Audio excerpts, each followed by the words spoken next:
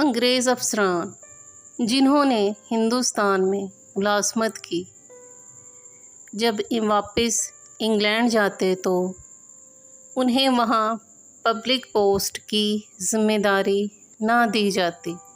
دلیل یہ تھی کہ تم نے ایک غلام قوم پر حکومت کی ہے، جس سے تمہارے اطوار اور رویے میں فرق آیا ہوگا۔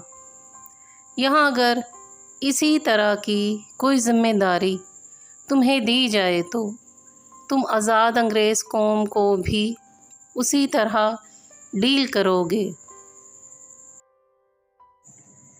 اس مختصر تعارف کے ساتھ درج ذیل واقعہ: ایک انگریز خاتون جس کا شوہر برطانوی دور میں پاک و ہند میں سول سروس کا آفیسر تھا، خاتون نے زندگی کے کئی سال ہندوستان کے مختلف علاقوں میں گزارے۔ واپسی پر اپنی یادداشتوں پر مبنی بہت ہی خوبصورت کتاب لکھی۔ خاتون نے لکھا ہے کہ میرا شوہر جب ایک ضلع کا ڈپٹی کمشنر تھا، اس وقت میرا بیٹا تقریباً 4 سال کا اور بیٹی 1 سال کی تھی۔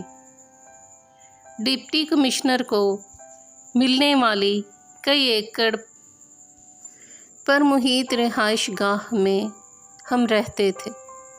ڈی سی صاحب کے گھر اور خاندان کی خدمت گزاری پر کئی 100 افراد مامور تھے۔ روز پارٹیاں ہوتیں، شکار کے پروگرام بنتے، ضلع کے بڑے بڑے زمیندار ہمیں اپنے ہاں مدعو کرنا باعث فخر جانتے، اور جس کے ہاں ہم چلے جاتے وہ اسے اپنی عزت افزائی سمجھتا۔ ہمارے ٹھاٹھ ایسے تھے کہ برطانیہ میں ملکہ اور شاہی خاندان کو بھی مشکل ہی سے میسر تھے۔ ٹرین کے سفر کے دوران نوابی ٹھاٹھ سے آراستہ ایک عالیشان ڈبہ ڈپٹی کمشنر کے لیے مختص ہوتا۔ جب ہم ٹرین میں سوار ہوتے تو سفید لباس میں ملبوس ڈرائیور ہمارے سامنے آ کر دونوں ہاتھ باندھ کر کھڑا ہو جاتا اور سفر کے آغاز کی اجازت طلب کرتا۔ اجازت ملنے پر ہی ٹرین چلنا شروع ہوتی۔ ایک بار ایسا ہوا کہ ہم سفر کے لیے ٹرین میں بیٹھے تو روایت کے مطابق جو ہماری فیملی کے لیے مخصوص ہوتا تھا، ڈرائیور نے حاضر ہو کر اجازت طلب کی۔ اس سے پہلے کہ میں بولتی، میرا بیٹا بول اٹھا، جس کا موڈ کسی وجہ سے خراب تھا۔ اس نے ڈرائیور سے کہا ٹرین نہیں چلانی۔ ڈرائیور نے حکم بجا لاتے ہوئے کہا جو حکم چھوٹے صاحب۔ کچھ دیر بعد صورتحال یہ تھی کہ اسٹیشن ماسٹر سمیت پورا عملہ جمع ہو کر میرے 4 سالہ بیٹے سے درخواست کر رہا تھا، لیکن بیٹا ٹرین چلانے کی اجازت دینے کو تیار نہیں ہوا۔ بالآخر بڑی مشکل سے میں نے کئی چاکلیٹس دینے کے وعدے پر بیٹے سے ٹرین چلوانے کی اجازت دلائی تو سفر کا آغاز ہوا۔ چند ماہ بعد دوستوں اور رشتہ داروں سے ملنے واپس برطانیہ آئی۔ ہم بذریعہ بحری جہاز لندن پہنچے۔ ہماری منزل ویلز کی ایک کاؤنٹی تھی جس کے لیے ہم نے ٹرین کا سفر کرنا تھا۔ بیٹی اور بیٹے کو اسٹیشن کے ایک بینچ پر بٹھا کر میں ٹکٹ لینے چلی گئی۔ قطار طویل ہونے کی وجہ سے خاصی دیر ہو گئی، جس پر بیٹے کا موڈ بہت خراب ہو گیا۔ ہم جب ٹرین میں بیٹھے تو عالیشان کمپاؤنڈ کی بجائے فرسٹ کلاس کی سیٹیں دیکھ کر بیٹا ایک بار پھر ناراضگی کا اظہار کرنے لگا۔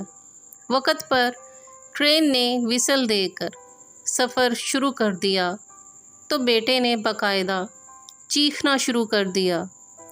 وہ زور زور سے کہہ رہا تھا، یہ کیسا الو کا پٹھا ڈرائیور ہے، ہم سے اجازت لیے بغیر ہی اس نے ٹرین چلانا شروع کر دی ہے۔ میں پاپا سے کہہ کر اسے جوتے لگواؤں گا۔ میرے لیے اسے یہ سمجھانا مشکل ہو گیا کہ یہ اس کے باپ کا ضلع نہیں، ایک آزاد ملک ہے۔ یہاں ڈپٹی کمشنر جیسے تیسرے درجے کے سرکاری ملازم تو کیا، وزیر اعظم اور بادشاہ کو بھی یہ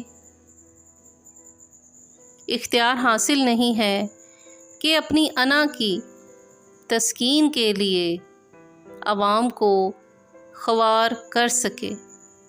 آج یہ واضح ہے کہ ہم نے انگریز کو ضرور نکالا ہے، البتہ غلامی کو دیس نکالا نہیں دے سکے۔ یہاں آج بھی کئی ڈپٹی کمشنر، ایس پیز، وزراء، مشیران اور سیاستدان اور جرنیل صرف اپنی انا کی تسکین کے لیے عوام کو گھنٹوں سڑک پر ذلیل و خوار کرتے ہیں۔